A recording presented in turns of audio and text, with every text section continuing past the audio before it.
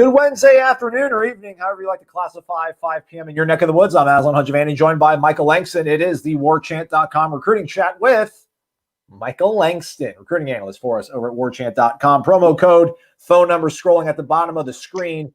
Nike 75, I think it's still going. That's a $75 gift card to Nike, as well as a 25% discount off an annual membership. So it's $75 for an annual membership for Warchant.com, and then a $75 e-card for Nike apparel. So that's pretty solid. What else can they do to help us out, Michael? Click the like button. Hit that thing for us to keep us excited to listen to you and give you insight of what's going on with FSU athletics and recruiting and football and everything. And it'll make Aslan happy. So that's another thing. Right. Really important. Keep me happy. I'm the one on the ones and twos here, just moving all things around my marionette. So do that as well. But I'm not going to do a lot of talking. This is your show, Michael. Recruiting. I know a lot of people are going to want to talk about the transfer portal and things like that. Some new names have entered. Andrew Baselli, a guy who entered his name into the transfer portal just a little bit earlier today. But just in terms of what Florida State's trying to accomplish recruiting-wise, I guess maybe give us kind of a big picture outlook of how things are going right now. And for me to kind of maybe also tack on there, somebody asked Corey and I this last night on the podcast, Wake Up Warchant, but what is the staff able to do right now to recruit? I mean, kids can't do official visits, but are kids coming to campus? Are they FaceTiming while they're on campus? What sort of things are these guys able to do, and how are things moving along right now recruiting-wise? Okay. Transfer portal-wise, I'll have another realm of updates, and people know that I don't update guys unless I feel like I want to see that there's some mutual interest. So I'll be updating that tonight, later. There's been a ton of guys I've had to go through. I've been on the phone, figuring out which guys are possibilities. So I'll hit up on a couple of those already. I think there's some in there that are intriguing names like Marcus Fleming, a wide receiver out of Miami. Dugans was very involved with him. He's a 4-star receiver, committed to and signed with Nebraska. So I think there's several names like him. We've covered John Dunmore. There's a few others that I'll go in detail about later tonight. But I think the main thing they want to accomplish is one, there's a two-fold to this, where one set is you're looking for immediate contributions from a grad transfer at certain positions, like receiver. You would like to get a grad transfer there to get an established veteran guy that you bring in from the transfer portal. Maybe even one or two. If say you get a John Dunmore, okay, that fits what you want as far as your future, but then or Marcus Fleming. And then the other side of it is you need a guy like the kid from Dartmouth, the wide receiver. Drew Estrada, that they already have offered. He can come in there, immediately help your program. Same thing with the other guy we touched on the other week, Devin Tompkins is another one. Wide receiver, slot receiver, can do a lot of different things, do Tyreek Hill type stuff. But you need guys that can come in there and immediately help you at those positions. And then at other positions, then you also have offensive tackle. You'd like to get one or two grad transfers there, help Love Taylor. Love Taylor's holding down one side. Assuming everything is kosher and he comes back and like he's supposed to, then you have that one side, and then you want to get the other side.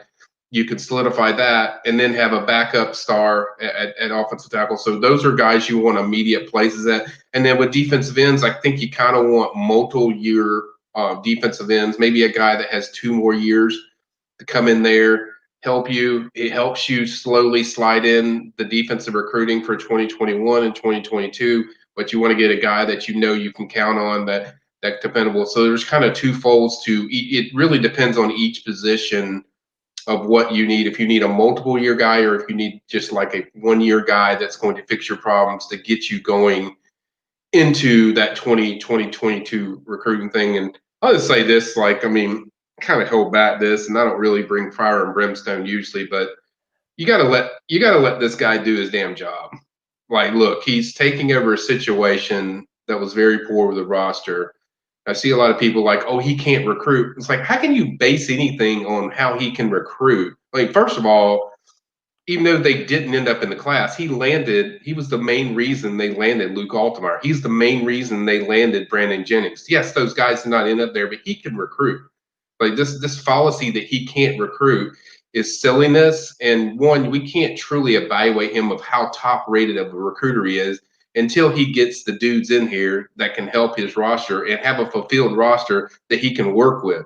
There's guys that are limited rosters. Jaden Woodbay's leaving. I mean, there's tons of guys that have left that just some of them just aren't up to snuff as far as fitting into this system. So you've got to let this guy and his assistants do their jobs. Now, do I think they need to address the defensive coordinator situation? Absolutely. I was vocal about that last week. That's something they need to look into. If you had a better option, something comes about that's better, you roll with it. You see what you can do, and you address it as a staff. So if he feels like he needs to do that, then certainly that would create a big national buzz with FSU. We saw it with last year with Miami. They added Rhett Lashley. They added a few assistant coaches. They got a quarterback, which we'll talk about in a little bit, as far as what they're going to do. But it changes your program, and it doesn't take a long time. I'm not trying to pump people up and get them excited that this thing's going to automatically guarantee that next year they're going to be what Miami was this year. What I'm saying is it doesn't take much, and especially for a school like Florida State, it's going to attract people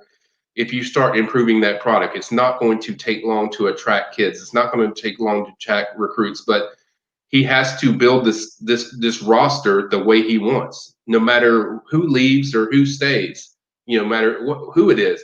You have to let this guy build his roster. He's going to have 3 or 4 years to get to that point, and then we can address it from there. But this silliness of addressing him as a recruiter is just ridiculous, because you can't address him as a recruiter in a COVID year, a limited roster, problems with the defense that you have to fix, whether getting a new defense coordinator or fixing your defense. You've got to let this guy do his job. I mean, and after that point, we get to the 2-3 years down the road and it isn't there, then you can go into that stuff. But I don't think you can really address him as a recruiter until he gets guys in there that he can run his system and what he wants to do on offense or defense. But I do think on defense, you do need to address that defensive coordinator position. That may be something you might want to, if something that comes about that's better. Just on an example, guy like Charlie Strong, who's at Alabama as an analyst, he's a very good defensive mind. He would bring up very good, big defensive buzz, national buzz around the country. Yeah, that's just something they're going to have to look into and address and feel what's best for their team. But if you bring that, that's going to bring excitement. They need stuff that's going to build excitement with their program, but also fill their roster with guys that he's comfortable with and that are all bought in to what he's doing. And that's my rant. So there you go. Let's take a phone call, shall we? It isn't calling after all. Let's go to Gator Kirk in Virginia Beach, Virginia, joining us here on the program. What's going on in the 757, Cap? It's a little chilly here today, but that's all right. It is winter. How you guys doing today? Good. Michael's fantastic, man. We're doing well. And he's working. Did you get your heater fixed?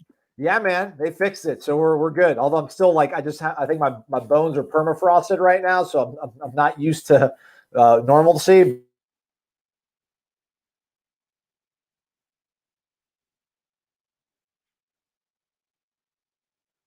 So I got one portal guy and one 757 guy. So any interest with Dejuan Mathis, and what do you think our realistic chances are with George Wilson, the defensive end out of Green Run?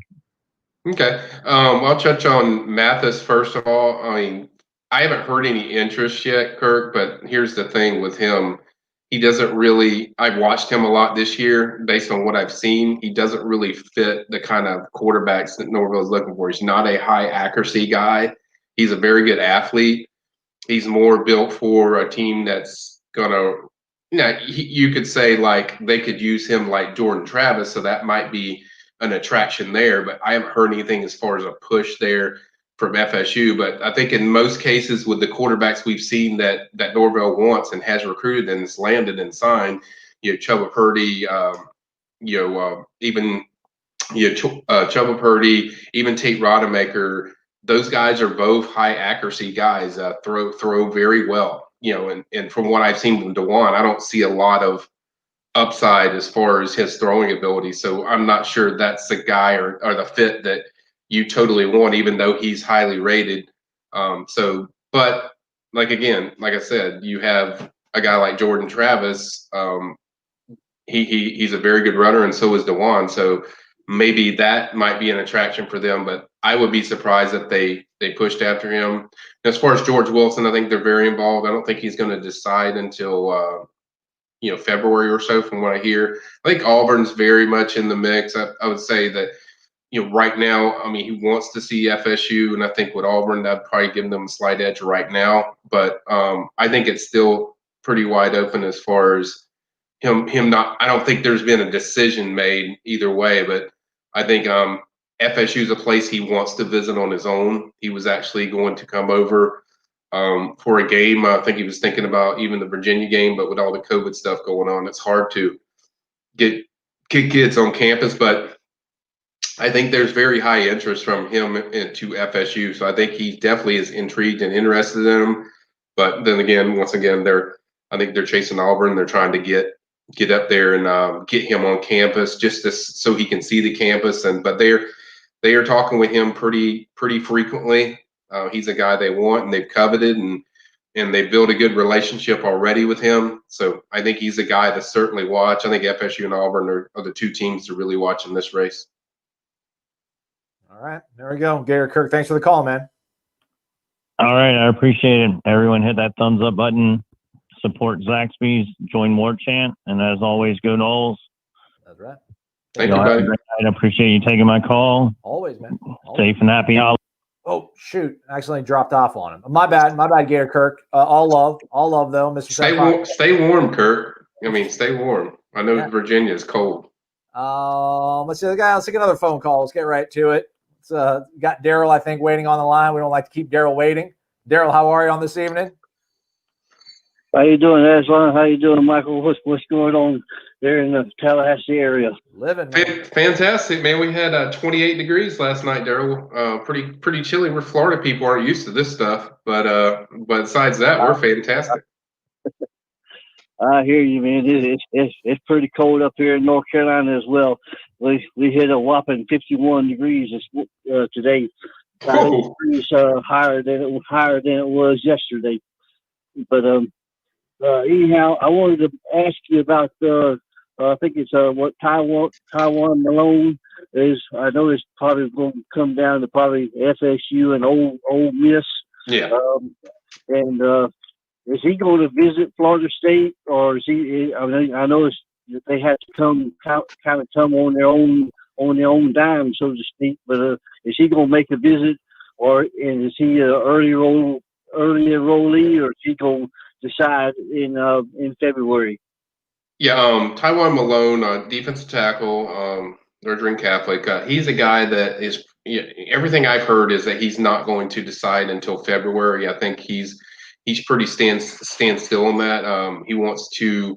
I think he would like to see a few places, and FSU is definitely one of them that he wants to see on his own. Obviously, the COVID stuff makes it difficult where kids can travel. I don't think it's so much him going to see places on his own or the money or that stuff. I think he can very much do that. I think they're getting close to wrapping up their season, so I think he'll be a little more active as far as seeing different places. And it's very important for him to see FSU because he's already seen Ole Miss, which I think is the biggest competition for FSU in that top six. So I think that's the big deal. Obviously, if he visits, I think that certainly changes the dynamic because he's going to be able to check out the baseball facility. He's going to be able to check all that stuff, and he can, while he's here, he can FaceTime with coaches and they can talk that way after the visit. So there's ways to communicate with the staff, even though you can't see them and talk to them in person because of the dead period. But I think it's essential they have to get him on campus. But from everything I've been told, is like his plan is to just visit FSU on his own. Okay, now I got one more question for you. As far as I guess quarterback concerned, is there a high profile quarterback that FSU's looking at, or is it or we gonna have to go through the transfer portal?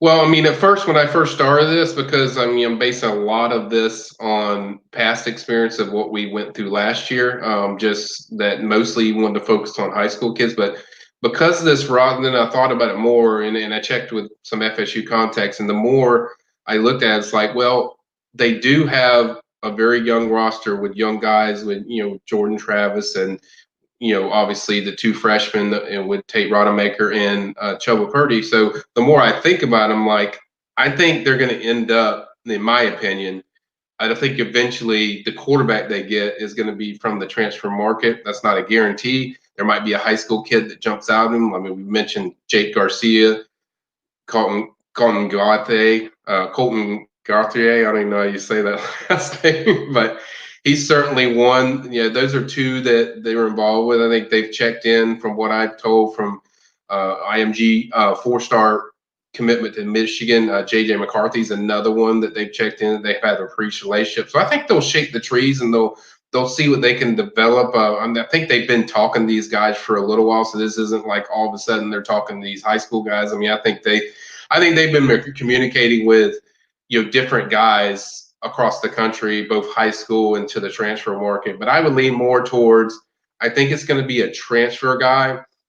And I'm not trying to downplay even the Luke Altamar decommitment. But the thing is, it's like if you get a really proven, solid veteran type of quarterback that can come in here, it's already been shown from places all around the country how that can give a jolt to your whole team and really turn your program a lot quicker than you expected. So, and it might be more beneficial because the facts are, it's like, yes, Luke Altamar, I'm very high on him. I still am, regardless of what he does. I think he has incredible skill set. He's a very good passer, but he's still a guy that was probably not going to win that job, even though he would battle for it. But is a guy that probably is need a year in the conditioning program to get bigger because he's fairly skinny. So, but if you get a transfer that's already ready, that greatly increases your quarterback room to a very impressive quarterback room where whoever you bring in, they could come in there and challenge for a starting job, if not win it. And then you'd have different options you can work with guys that already have experience, because every one of those quarterbacks has played and gained experience for FSU this year. So I'm leaning more towards the transfer market, that I think they'll probably get somebody from the transfer market. Not that there's not interest from high school kids. I just think when you look at the roster, you want a guy that's a veteran, can come in there and make an impact to help you, since you already have some young guys. All righty. Well, thank you, guys, and y'all do an awesome job, and I sure enjoy your show each and every week, and y'all keep up the great work, and everybody, y'all subscribe to Warchant and eat Zaxby's and hit that thumbs up, because these guys do an awesome job each and every week, and we'll see y'all. Talk to you again next week, God willing. Talk to you later. Thank you very much, Daryl. Thank you, D_63 over on the warchant.com Tribal Council. Thanks for calling in. We do appreciate it. Feels pretty normal. Daryl's called. Gator Kirk is called. And Ray Pereira is in the house, bringing $1 to the table just like that. Come on, man. Let's get it. Everything around me. Green, get the money. Dollar bills, y'all. But Michael, he's horn gang. He's got to get some of that. And he's just time in it, man. Ray, good to see you, man. He's got a question, though, Michael. Quarterback position critical this year since Travis is a sophomore, Chubb is a freshman. Is it critical because those guys are so young? I think you got to touch upon it. I never really thought about that, Michael. That's kind of a good point. I mean, I want a Luke Altmaier, but if you have young guys, you do have Jordan Travis and Chubba Purdy, who are young guys. So maybe it actually is best to bring in somebody that's a little bit more of a proven commodity, has some more experience, somebody from the transfer portal.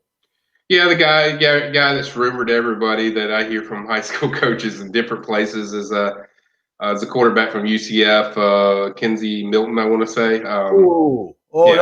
Don't tease, Michael. So I'm not teasing. I'm not saying they're involved with him. Just saying there's rumors that That's a possibility, but I have not heard that from FSU contacts guys, so that's why I've not listed him on the transfer portal. He's not in there yet, so but when he gets in there, it's just a name to consider. But that's what I'm talking about. If you get somebody that's a proven starter and a proven guy, that's going to greatly increase your roster. Yeah, I do think it's critical that they do, because we've seen with Jordan Travis, he's phenomenal. When things are clicking and he's healthy, they can really lay on some points, and they're big time. I mean, they become. We saw a real identity, Aslan, when they had Jordan Travis and they were healthy and he was healthy. They were a fun offense to watch. He really kept teams off balance, throwing the ball, running the ball. I mean, he's explosive, but let's face it, he also is the way he plays is a tendency to get injured, because he's going to get injured. So you have to have options of what to go to if you don't have that. And then say you do have this veteran, you can still use Jordan Travis in that capacity in different ways and keep teams on their toes. So I do think it's critical that whoever this quarterback is, you get somebody that's going to fit your program, first of all. And that's what I've told people on our message board. The most important thing is getting the right fit, the guy that can definitely run what you're going to run. And then two, I think the other thing is getting a veteran guy. The more I thought about it, the more I thought about getting a veteran, that really would drastically change things, because who's to say that guy can't come in and win the job and then really dramatically change your offense, and a guy that can run and pass. So I think it is a vital position, and I think it's critical for them to get it right and make sure they go out there. I am encouraged. I was worried about this, that they are going to schedule to play the last two games. I think that was a big deal, that their plan is to play these games. So I think that's a big thing to recruits, where they don't want to see you just quitting or giving up or saying, no, that's the season. I think that's very important to their sale pitch for recruits going forward around the country. But I do think it's critical to get the right guy for this year, and whether it's the portal or high school kid. I prefer portal for my take, but for them to get the right quarterback, and I think it's very important for their success, because we've already seen what quarterbacks can do when you get the right guy that can change the program. Miami was 6-7, lost to Louisiana Tech, got shut out in Louisiana in the bowl game, looked terrible, lost to FIU for the first time in program history, made some changes, made some coaching changes, got Derek King, a really good quarterback. That dude's a beast. Love watching him play. He's got great talent. And that's how quickly you can change your program with the right additions if you get the right changes within your program. Fair enough. Hey, Ray, thanks for being awesome, man. We appreciate it, Ray. Thank you so much. How about this from Scott Chastain? This is in regard to somebody saying they don't have faith in Norvell as a recruiter. Says give him time. He's building relationships with high school coaches. That was something that we did see early on in the spring when we had those 3 practices where there's a whole bunch of high school coaches that came to hang out and watch practice.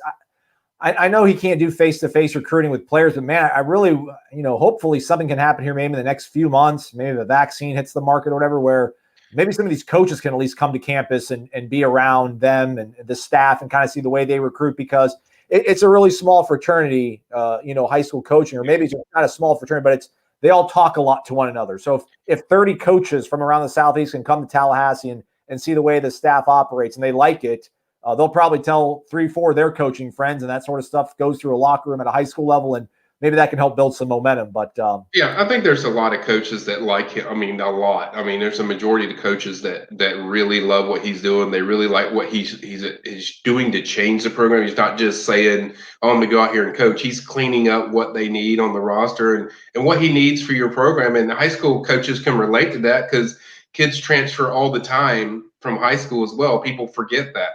Like, you're not playing, you leave somewhere and you go somewhere else. And so high school coaches can relate to what Norvell is going through. And I think they like the progress, what they see. Yes, on the field, they know there's struggles, but at the same time, they like what the culture he's building. And just to the people that, want to judge him, you cannot judge him on recruiting, just getting guys right there when he's just arriving. Like, you have to let him get players in there, then go in there. And I mean, give him a year where it's a full year where he's got spring and summer and he can recruit kids. I mean, it's just, I just think it's beyond silly to sit there and judge him as a recruiter right now. I mean, it's just, this is It's almost impossible to recruit under these situations, not to mention you're dealing with a flawed roster that you have to fix. So, I mean, it's like you're asking a lot out of him. Yes, the season was poor and the season's going poor, but you have to give him time to at least get some guys in there so he can establish what his product is. He hasn't had a chance to do that. I mean, my counter to that would be, well, you know, Lane Kiffin is in his first year at his school, and he pretty much just pulled Luke Altmaier away from you, but he did inherit a better quarterback that's been able to stay healthy. You know, if Jordan Travis was able to stay healthy and not, you know, be limited against Louisville and Pitt, and you win those games, maybe NC State, maybe I still don't know if he's not eventually going to get scouted at some point where defenses can defend him a little bit better. But yeah, I mean, the fact that he hasn't had a healthy quarterback, an effective, healthy quarterback has really been a hindrance. But I mean, there's other guys. I mean, everybody's my read counter coaches. There's 11 other coaches at the Power 5 level that are in their first year. Not all of them are ahead of Mike Norvell, but there's several that are. Yeah, and my read counter to Aslan's point is Ole Miss has a loaded roster. They didn't have a coach fired because he stinks. They fired him because of some stupid stuff away from football. That roster's loaded. They didn't have the culture problem FSU had. They didn't have two coaches that left them. I mean, one left them because he didn't want to coach there anymore, and the other one just really didn't do a lot of, you know, the development, so they sunk even lower. So the culture in the roster that FSU had is a lot different than Ole Miss. But not to take anything away from Ole Miss, Lane Kiffin has done a phenomenal job. He's done a great job with Matt Corral, and they've done a great job with that offense. And you still got to put the pieces together. So Lane has done a phenomenal job, and he's had a great season. And you know, they're recruiting fairly well. Not incredible, but they're recruiting better than Florida State, and they're doing a better job. But I don't think you compare. I mean, you can compare because they're both first-year coaches, but when you really establish and look into both programs of what they're dealing with, it's a much. I mean, can you honestly say Lane Kiffin would have done anything different or anything better than what Norvell had to deal with? I'm not sure you can. So well, here's the thing, though, Michael. Like, where are we right now? We're 42nd. So yep. We're 42nd, and that's a first-year staff. But so is Washington. So is Mississippi State. So is Michigan State. So is Boston College. So is Rutgers. So is Arkansas. So is Missouri. So I mean, I get this. People that are upset that we're sitting here making excuses. And again, there's a lot of people going through what he's dealing with. But I guess I think a lot of people don't believe that necessarily this is as bad as Rutgers or Mississippi State or Ole Miss. I mean, Lane Kiffin wants to talk about culture problems. They lost their rivalry game at the end of last year because one of their players got on his knee, his leg up like he was peeing on the ground, making fun of the Bulldog, and they lost the game. So, like, their culture wasn't exactly bulletproof either. But we'll debate that another time. I mean, I understand the complaints. I understand comparing it to rankings, but I just don't think you can. I don't think you can judge any of these teams as well, even if you're doing good, of how great recruiter you are just based on the season.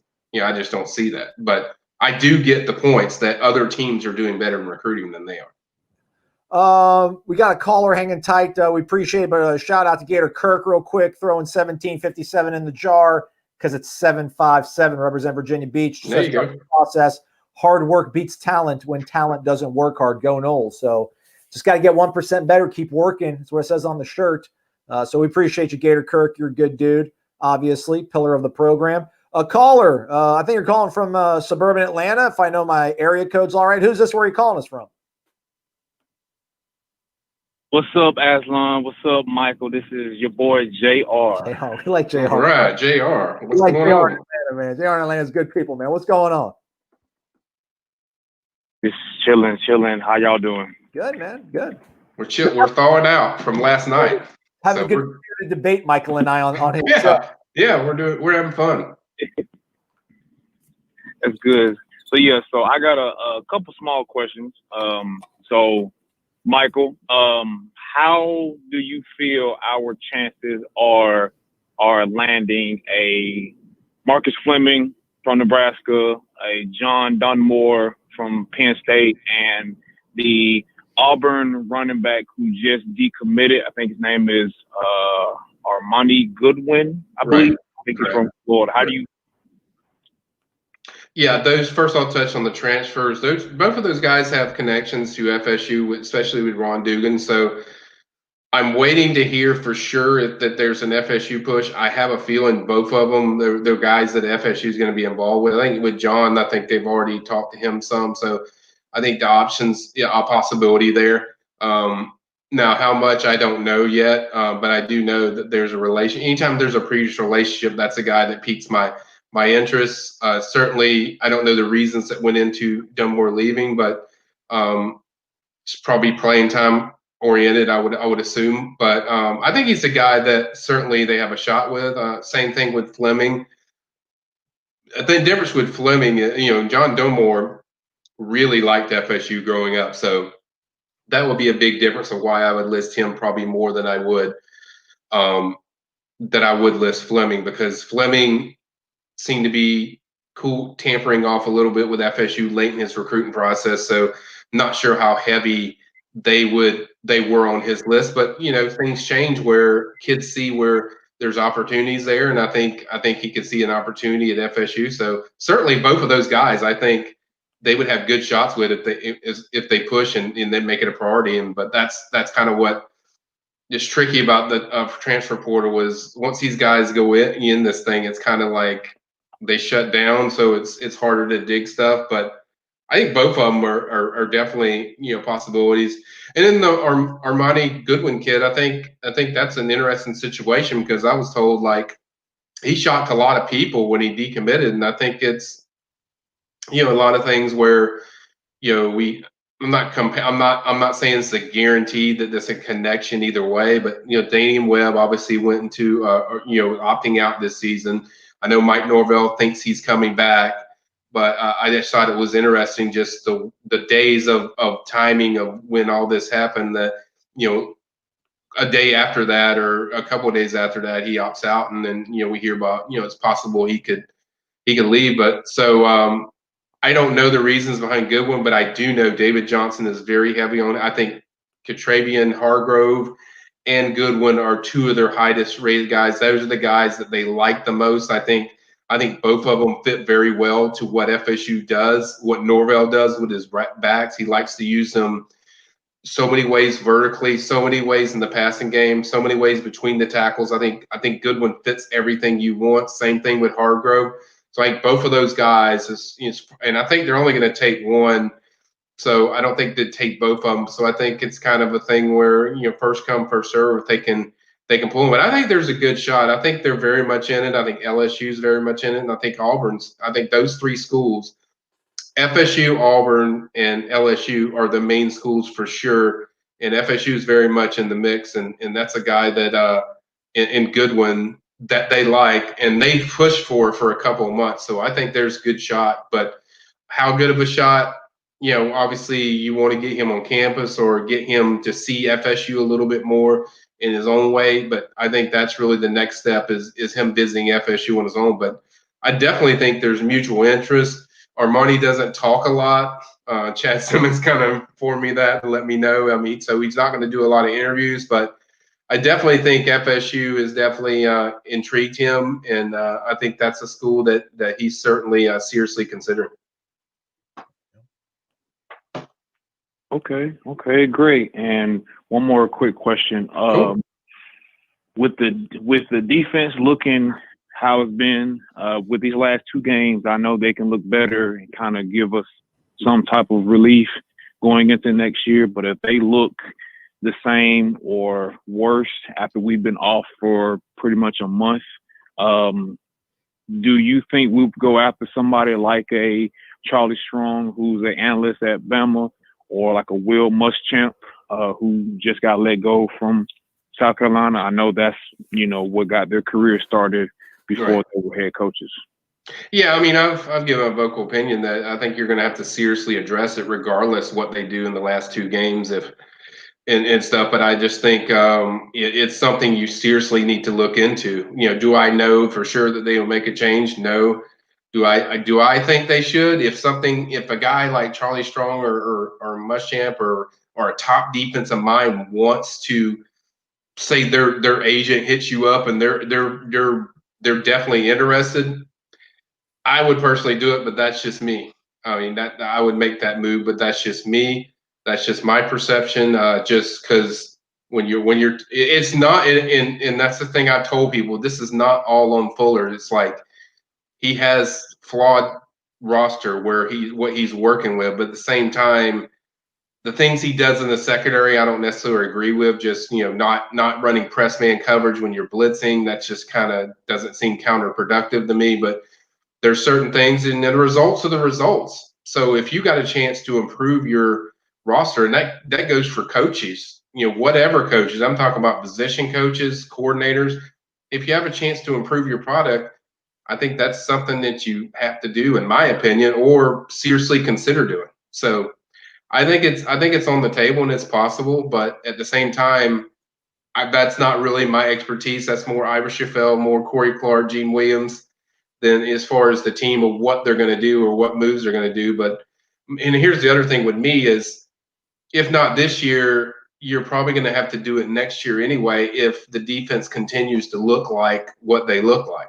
So either way, the results have an impact, and your results have consequences to what you need to go moving forward. So I think it's just something you have to seriously address. You can't just ignore that. I mean, even if it's a COVID year, I mean, we're talking about a historically bad result type of defense this year. Even with all the things he's fighting, I mean, that's just. I mean, I'm kind of like to touch on Aslan's point, what he said during the Wake Up Warchant one time. He said, I'm watching Liberty and NC State. There's no way Liberty has better players than FSU, as far as more talented players. So when Liberty is holding NC State to 14 points or 15 points, and they're scoring at will against FSU in the first half, that's a big problem. So, I mean, that's why I say they need to seriously consider it. Would I personally make a move if a guy like Charlie Strong wanted in? Yeah, I would. That's me. But we'll see. Yeah, that's how I'm feeling as well. Liberty's DC is this is old linebacker coach, I believe, who's on Norvell. So that kind of speaks for itself. Yeah, it does. But, thank y'all for the call. Thank you for the time. Everybody, eat Zaxby's, subscribe, hit that like button. It's important. Go Noles. Thank you so much. That's right. JR in Atlanta, man. Thank you, JR. Thank you very much. Hit that thumbs up button, folks. We really would appreciate it. It only takes 1.6 seconds out of your day.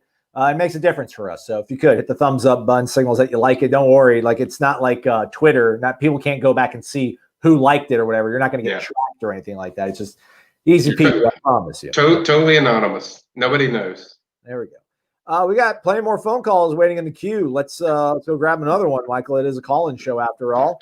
256 is that? Where's 256? I feel like that's Alabama, but I don't think it's Alabama. Stop talking. Who's this? Where are you calling us from? Welcome in. Hey, Aslan. This is Chad from Alabama. Oh, it is. There you go. Look at that. How are you, man?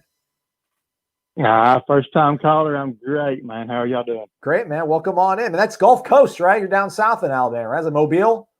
I'm from Northeast Alabama, around Fort Payne. Got all right. There we go. All right, right on. How's it being a Florida State fan in that neck of the woods?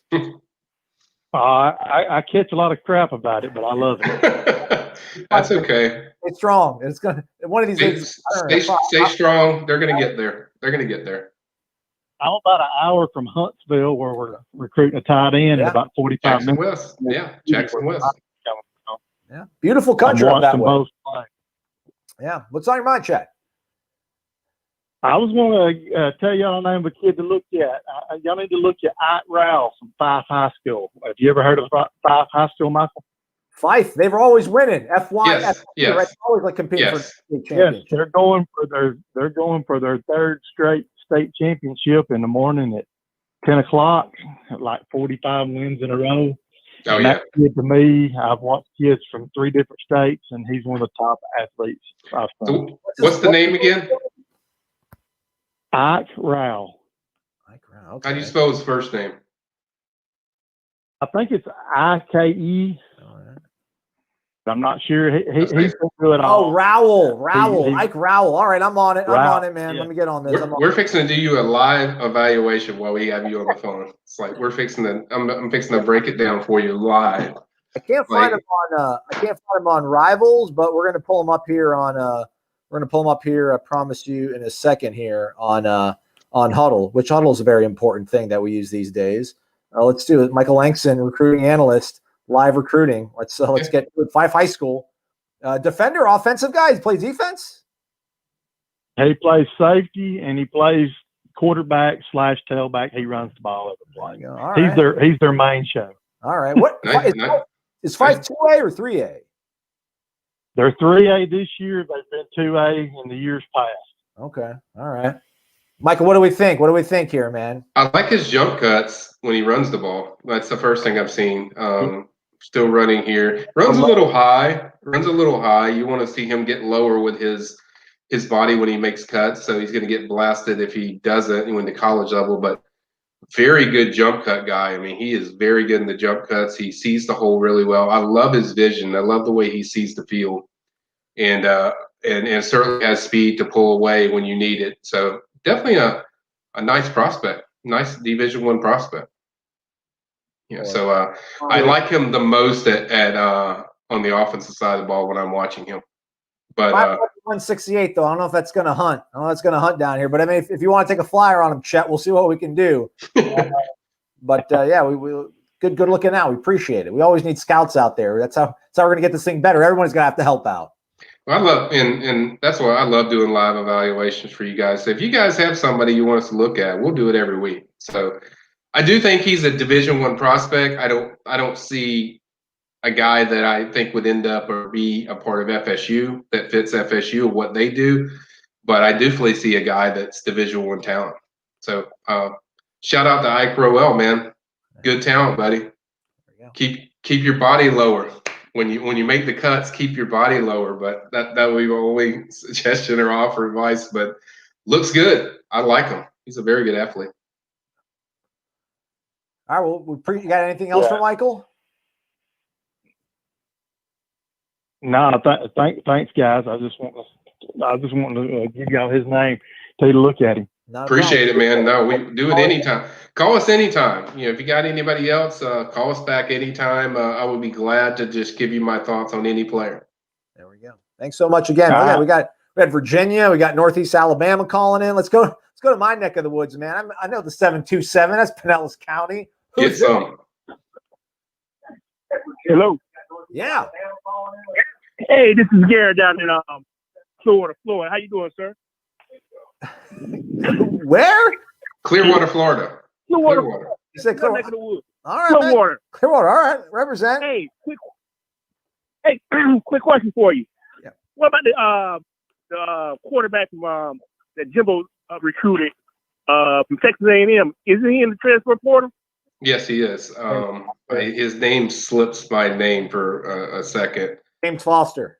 James Foster actually was close to committing to FSU. FSU when Taggart and them were after him. I never forget this moment, Aslan. This kid FSU was the final visit. He was in there. We were getting ready to talk to him. All the media was getting ready to talk to him, and they shooted him out like he was the president of the United States. They rushed him into like a limousine or car or a big car. And we never heard from him. Obviously, Jimbo ended up winning that one and getting him, and then the kid ended up, obviously, he's in the transfer portal.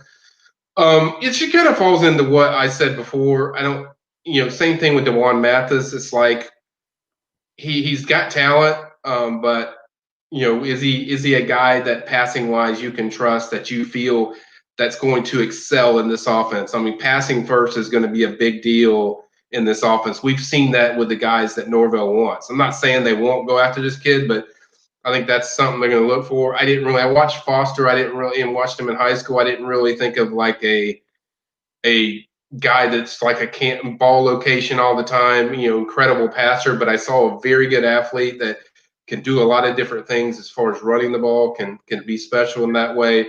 Certainly can throw the ball when you need to. And the thing I do like about him is he does make good decisions when you watch him out of high school, but it's just different when you get him to college level of if they can fit to what you want to do as far as throwing the ball. I think Norvell's offense, you watch every guy he's had even back from Memphis. I mean, they got to be able to throw the ball. Like, running's great. He would love to have a guy that can run, but I think guys that see the field, ball location, vision down the field, reading the plays, I think that's certainly a big deal to him. So, but this is certainly a guy that I think they would look at. I think he's not as much of a risk to me as a Dejuan Mathis because, out of high school, Foster has shown that he can throw. He can certainly read the field. Now, if that fits to what Norvell wants is really going to be the question. But look, we're talking about guys like Chubba Purdy and Tate Rodemaker. These guys' passing percentage is like 60%. So I think we lost our caller, but anyway. But yeah, he's a guy I think they would look at. All right. I actually was in Dothan when he was at studying Lanier High School in Montgomery. Okay. He threw a really nice ball, but yeah, I mean, he's not like, I don't know the difference that we do between a thrower and a passer, but he fits sort of like that bill. I mean, he throws a really nice ball, but I don't know if he's like the most polished sort of, right. If you give him that one read, he'll knock it out, but he's not a guy that's going to be able to sit in the pocket and really pick apart another defense. But he's a little bit mobile, so that would help things out. Yeah, and that's my point is you want mobility, but you want a pass first guy. And you look at Norvell's reasons of going after guys.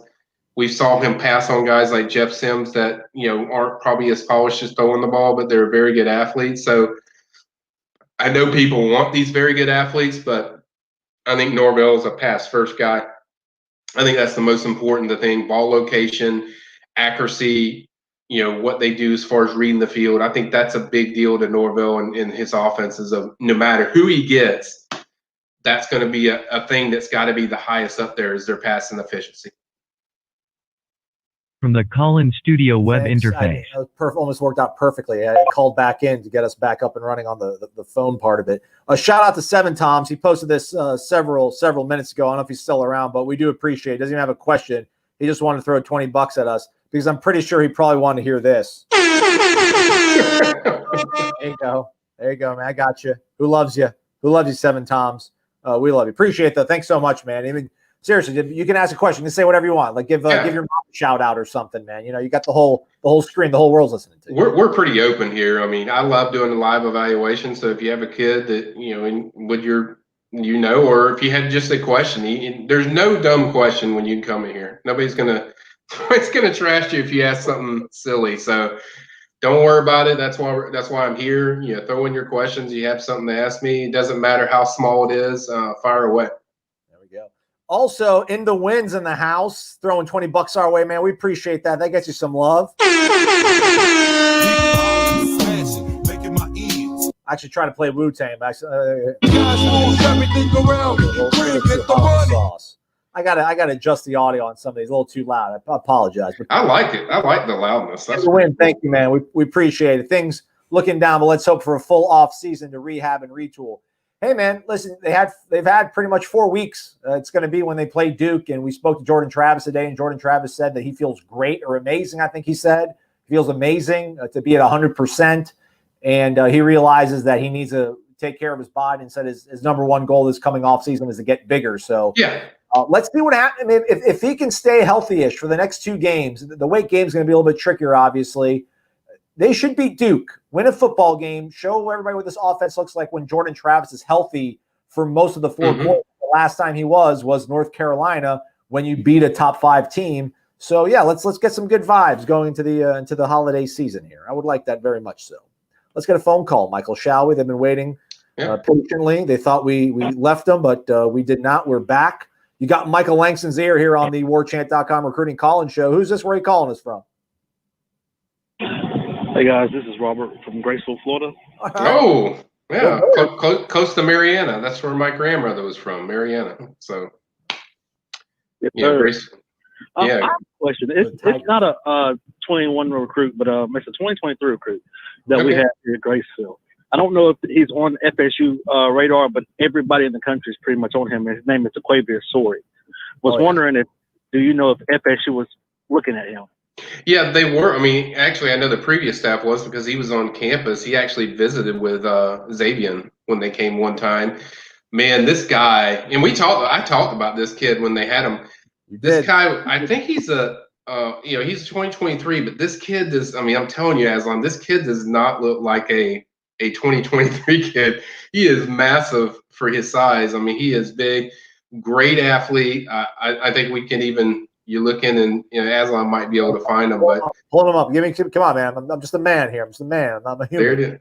There it is. Dequavius Sor. Yeah, he is legit. I can attest. I wouldn't card him for liquor. If I had and he came to buy beer, like, you're good. You look like you're 22. I can attest. This kid is legit 6'4", 185. Like I saw him in person. I really thought he was a senior when I saw him, and he is a playmaker. Like he is a very good playmaker. I mean, he's a guy that I know the staff. I know Chris Marv is talking to him, so I know he's a guy. I don't know if they've offered yet, but I know he's a guy they're fairly active in talking to. Obviously, it'll be tough to get him wherever Xavier goes, because I'm sure that wherever he goes, he might follow. But he's definitely a guy that I know that they talk to often, and like I said, very good athlete. This guy can. You're seeing highlights of him on defense, but I like him even more on offense. I think he can be a really good receiver for you. I mean, playing Cottondale right there, Michael. The Hornets of Cottondale taking on Breaksville. Hey, let's see if Gene will get us maybe like a beach house in Panama City, and we can keep an eye on Sorry for them, man. You know, that's what they used to do. You used to go live by Eric Dickerson and give him a new car. Let's go out to the Panhandle. Let's make this happen. I've seen this kid. I've seen him like talk and his mannerisms. Yeah, he's a grown man. Class of 2023. It's amazing. It's amazing. Yeah, he's a very good player. I mean, I've watched it. I watched his highlights actually after he visited that one day in the spring, even when the previous staff, and very good athlete, can do a lot of different things. I think he's going to be very highly regarded. I know the caller said like, hey, a lot of schools are after him, but I think he's going to be one of the most sought after guys in 2023. I mean, he's going to be a very good player. There we go. All right, there we go. Live evaluation, everything from our buddy. Well, thank you. Thank you guys. I appreciate that very much. Yeah, thank you, man. You keep the radar going for us, man. Let us know more calls our way, put more prospects. And just so y'all know, Dequavius and Xavier are my cousins. Okay, there you go. Well, they're both great players. I mean, I can tell you that. I mean, they got great skill, and certainly they're going to have really promising futures. Unk's trying to get the bidding war started by coming on this show and having us hype them up and gas them up. So, are you talking to him about FSU? Do it now. I said, so are you pitching him about FSU since you're related to him? All the time. I'm always in the air. Matter of fact, Xavier will sign the 16th. Okay. There you go. Breaking news. On the 16th. There you go. All right. But I really appreciate you guys taking my call, and y'all have a great day. You too, man. You too. Look at that, man. You. Small world, man. Small world. Yeah, man, that'd be a nice little get. I was doing some research myself, Michael. There's like a defensive line prospect from Thomas County High School. I think that's a 2023 kid. Okay. That's supposed to be really good. He's like 6'4", like 230 as like a sophomore. I don't know his name, so I'm not helping anybody out right now. I got that Langston gene in me. I'm looking like 4 years into the future and stuff now. That's okay. I get used to that. I mean, we deal with that. I'll find them, so I'll discuss them next week. I get used to that on the boards. Like people are like, hey, I got this guy from so-and-so school, but I don't know his name. Messaging from London, England. How about that? Hey, man. They're everywhere, man. They're everywhere here. Let's see here. We got Dion. Or actually, let's go. I think two people asked about this guy. So let's go to Joe Pro. Any word on Deontay Anderson? Word is he's waiting on an offer. He's a defensive end from Fort Meade. Yeah, this is from Fort Meade, I think, if I'm not mistaken, Michael. Sorry to jump you, but I think one Andres Cujo Grace. Was that a guy that was from Fort Meade back in like 2003? Yeah, that's a while back. But yeah, he played there. Obviously, Cornelius Ingram played there. Went to Florida. Certainly talented player. Yeah, he's a guy that he's really high on FSU. Good speed rusher, good edge rusher. Yes, I do agree with Joe Pro that he is waiting on FSU offer, although I use the word loosely waiting. But I think there's a lot of schools that he has that certainly you'll end up at. But he's certainly a guy that is a guy I've been watching. Now, I haven't heard FSU pushing hard yet, but and I go back to kind of what I said before, that most of their defensive ends that they get remaining are going to be from the transfer portal, because you need guys that can help you immediately. Now, you do have some guys like Byron Turner who can really they're going to make a big impact early on as a freshman. But I think for the most part, FSU wants to get most of their guys from the portal that are defensive. But this kid's very talented, and I wouldn't hate the offer. If they offered him, I'd be down with it. I think he needs to get bigger. I think he certainly can rush the passer. There's no question about that. I think we see that in his clips. I mean, he gets off the edge very fast, very quick feet, very quick burst. Doesn't have a problem getting off blocks. But you're facing college guys. It's going to be a lot difficult if you're thinner to get the pressure that we're seeing in the highlight video. But certainly a guy I wouldn't hate if you offered. I think it'd be a good offer. Oh, my screen is trying to have me update my my software. I don't want to update my software right now, not in the middle of the show. In case you thought your boy was crazy, everybody, look at this. Andres Grace. Here he is. Fort Meade, baby. Let's go. They call him Cujo for some reason. Yeah. Yeah. I don't know. Anywho, we got Dion 850 Florida. Is Florida State still recruiting Taiwan Malone and Destin Hill? And that Tallahassee defensive back seems like they are slipping away. Sad faces. Yeah, I kind of touched on Terrion Arnold. He at least his top 5. I told people a week earlier, it's like, look, they're not getting them. I'm not going to promote a guy that I don't really feel they're getting. I mean, look, I've complained about the scheme that's being with the defensive backs, and that's hard. That's not very enticing for recruits when you see offense or defense, and you don't see them in press man all the time. I mean, majority of players in high school want to play in press man, and then you see a blitz and you don't see a press man. So that's kind of that's not enticing. So plus, I think these other schools had a head start on them. Obviously, Alabama's having a really good year. Florida's having a really good year. Georgia's have a kind of down from what they had last year, but still they're up there, as far as playing well. So I think it's hard to compete with that, where I think FSU needed to show some growth in defense, and I don't think we've seen what we were hoping for as far as the defense. So, yeah, that one's kind of self-explanatory. Yes, they are still recruiting those guys you listed, Destin Hill, Taiwan Malone. They're both still after those guys, although I think Destin Hill probably, if I had to pick, I would say probably end up at Florida. And then but Malone, that one's not going to be ended till February. But and that's even more essential why you can play these last 2 games. If you can get these 2 games in and kids see their offense, maybe even Destin Hill, and they see their offense, it's like, you know what? I think I can come right in and play in that stuff. And I feel comfortable with what I'm seeing as far as the identity of FSU. You just don't never know. That's why it's important to play these games. That's why the coaches want to play. You want to compete. You want to show what you're going to be going. You want to have some momentum going into the following year.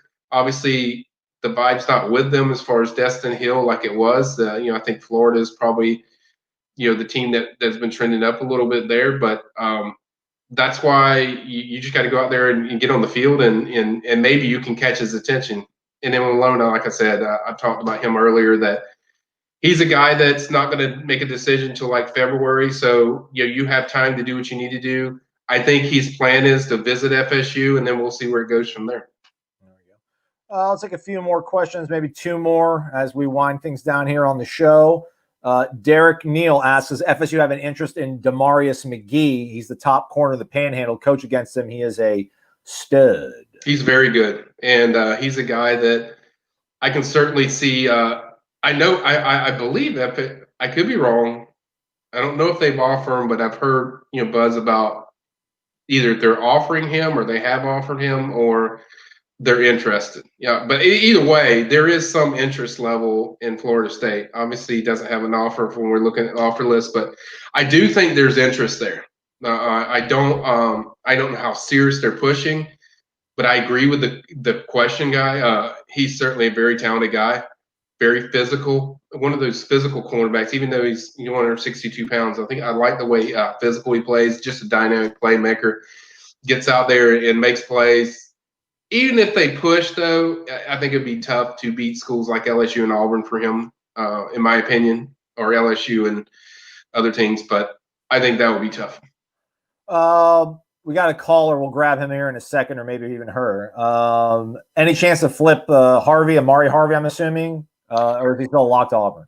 Well, they pretty much cooled on him after a while because they felt like they were getting strung along by Amari, just that he wasn't serious about him. So, yeah, I can't see that one happening. And I don't think they really only need one more defensive back that they're looking for, and then in the portal they can take another defensive back to kind of help them if they want to. But I don't think there's too many guys that they're just like completely sold on in the DB class that's out there that you don't know about. But I don't think Harvey's a guy that I've heard any movement there. Okay. Redbeard, you want to talk a little about Shaheem Brown? We haven't talked about. Oh yeah. Yeah, it's kind of a great segue because I'm actually going to see him Friday. They're going to play Lake City, Columbia. I think is playing St. Augustine, the Yellow Jackets. But I'm looking forward to that game. I'm going to talk to Shaheem after the game. We're gonna, I love this kid. Like, I don't care. And I said this when we broke down his commitment. I don't care what he's ranked. This kid is just a playmaker. Like, he makes plays. Like, you put him on the field, and I guarantee you when I go over there, Brian Allen is going to tell me, because I've heard this from everyone that is associated close to this kid, that have watched this kid, he is the best playmaker on that team. I mean, he just makes plays all over the field. Like, he's linebacker, safety, special teams. This guy does a little bit of everything. He's just a playmaker, and that's the type of players you need in this new look Norvell offense and defense. You need guys that are going to go out there. Some of them might not be highly rated, but these guys are just going to go out there and make plays. Like, they're just, every time you look where you need them the most, they're gonna make a play. And I think this is the type of kid that does that. I mean, he does that all the time. I think he'll probably end up at safety because I think he's so good in coverage as far as a big guy that he can handle stuff in coverage. But he could end up as outside linebacker. But I really love this kid's game. I think he's a playmaker. I think I can't wait to talk to him in person and see him, and also see him again live, because the first time I saw him, it was very impressive. But I'm interested to see how he's utilized in their defense and just over on the game plan. But I like this pickup a lot. Okay. All right, let's go ahead and take our final call of the night, and then we'll wrap the show up here. We got a caller. Where you calling us from? What's your name? My name is Travis Sigger, and I'm calling from Charlotte. All right, Charlotte. I kind of figured we were going to lose Luke Altemeyer. I figured we were going to lose him. And I would like to know, how many more recruits do you think we would lose in this class? Well, we did. It's a good segue to your question, Travis. I did like a piece on all the commits. It's right still on the front page. I think Kimo McAnally is a concern there because a lot of LSU and a lot of SEC schools, I think he's a possibility to lose. I think Amarian Cooper is another one. He's a DB, even though his dream school is FSU. You kind of wonder how much FSU's push. He hasn't had a great season, so I wonder how much they still want him and pushing for him. I'm not saying they're just cut ties, but I'm just saying he's a guy that just to watch. I think the other ones, though, I feel pretty good about. I feel pretty good about the rest of the class. I mentioned Rod Orr and Joshua Farmer still talking to schools, but I think those guys are going to sign with FSU, and I think the remaining guys they have on their commit list, I haven't heard anything as far as concerning. I think those three guys that listed in Cooper, Altemeyer, and Kimo are really the concern. And then with Kimo, his family and him, it's a big deal being close to home. So it's not a lot that he would just flip for sure, but certainly it's concerning, and he could flip. He could go somewhere else. I mean, I think that's a good possibility, or it's a possibility, but I think for the rest of the class, I think they look pretty good, and I think they'll add a few more pieces, to this class. I mean, we mentioned they have a good shot with Catravian Hargrove. Obviously, they're after Amadi Goodwin, who decommitted from Auburn. I think they like to get one running back in there. I think there's a possibility to get a receiver or get a defensive end, and there's probably a few more additions you can have in this class. But I think most of the additions are going to be. I think their major focus is going to be the transfer portal additions. I think that they want to really load up on guys that can help them now. But there will be some high school additions. But that's kind of where I stand with that, Travis. Good question, by the way. Well, I appreciate it, and thank you for your answer. You got it. Thanks for the call. Appreciate you. All right, thank you. Hey, y'all have a good one. Merry Christmas. There we go. You as There well. you go. All right. It is that time, man. We don't have good memories when we went to Charlotte, because that was when we went to see Sam Howell, who We're eventually sorry, but the show has ended. signed with somebody else. So it's good to get a good call from Travis. There we go. That's right. All right, that's a wrap on the show. Head over to the PRB. That's the Premium Recruiting Board, but hit the thumbs up on your way out. If you're not a member, use that promo code Nike75 to get the best deal of the holiday season for an annual membership at warchant.com and some goodies for Nike. Michael, we appreciate your time and your knowledge as always, man. As always, man, I had a blast. It was fun. Can't wait to do it next time. Just to let people know what's coming up, I'm going to be working on a new special feature. I'm going to start featuring some of the commits, or a few commits that that I know for sure they're really solid. Kind of just a special little feature you'll see on them that I got coming up. I'm going to try to get some more prospect updates for you guys. I'm working on that, but it's hard because there's not a lot going on. Kids not being able to visit, so I'm still going to try to get more of those, and then probably do another 10 to watch, that I'll break down, and just try to keep you guys abreast. Like I said, I'm going to update the transfer portal updates, and probably talk about a few guys that are in there that just went in there recently. So I'm trying to do as much as I can to keep you guys abreast of what's going on. I know it's difficult. It's even difficult for me because this is challenging, but we're going to make it work. We got a lot of stuff coming up, transfer portal updates, and then prospect updates potentially, and then I'll answer all your questions. I'm about to hop on over to the PRB, and I'm going to get into all your questions. I know there's a lot on there this week, so I will get to every single one of them. And as next time, we'll see you here. Appreciate it, Aslan. Great job. Thanks for all the callers. Thanks for all the donations. You guys are tremendous. We greatly appreciate that. We don't take that for granted. So thanks for everything. Yeah, thanks for all the callers. And then again, shout out to In the Wind, Seven Toms, Gator Kirk, and Ray Pereira for the tips. And 8 p.m. ACC Network, the defending ACC Seminoles opening the season. Hoops going up against UNF. So do check that out. Stay connected to warchant.com. For Michael, I'm Aslan.